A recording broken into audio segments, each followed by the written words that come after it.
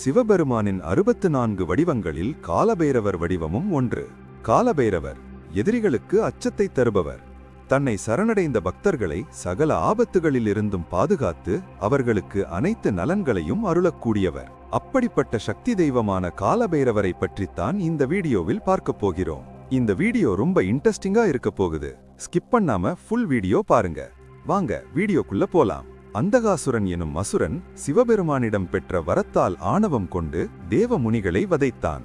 தேவர்களை பெண் வேடமிட்டு சாமரம் வீசும் ஏவலை செய்யும்படி பணித்தான்.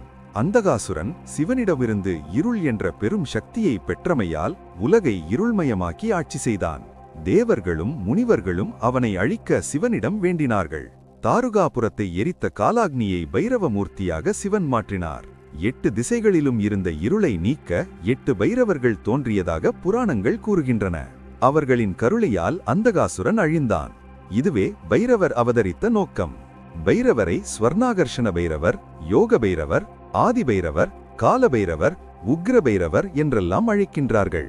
இவர் பைரவர் என்றும் அறியப்படுகிறார். பைரவரின் வாகனமாக நாய் குறிப்பிடப்படுகிறது. இதனால் தமிழ்நாட்டில் நாய்களுக்கு பைரவர் என்ற புதுப்பெயரும் வழக்கத்தில் இருக்கிறது. புராண காலத்தில் ஈசனின் மனைவியான தாட்சாயினி தேவியை அவளின் தந்தை தட்சன் அவமானப்படுத்தியதால் தற்கொலை செய்து கொண்டாள்.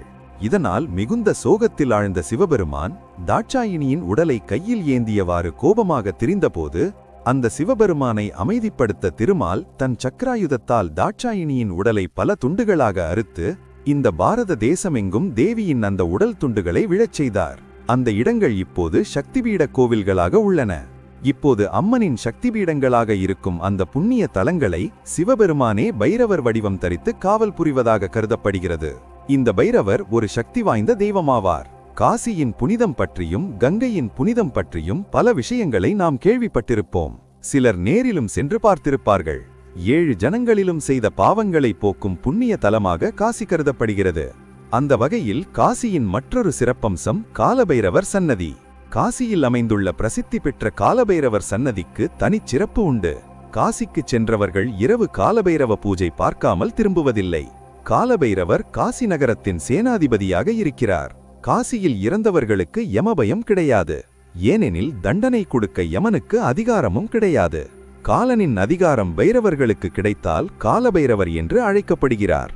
இன்றும் காசி மாநகரம் பைரவர் ஆட்சி செய்யும் இடமாக உள்ளது. காசி மாநகர எல்லையை சுற்றி 8 திக்கிலும் அஷ்ட பைரவர்கள் எழுந்தருளி எல்லையை பாதுகாத்து வருகின்றனர். அதனால்தான் காசி மாநகர எல்லையை விட்டு வெளியேறுகின்ற ஒவ்வொரு பொருளும் காசி காலபைரவர் முன் அனுமதி பெற்றே வெளிவர வேண்டும்.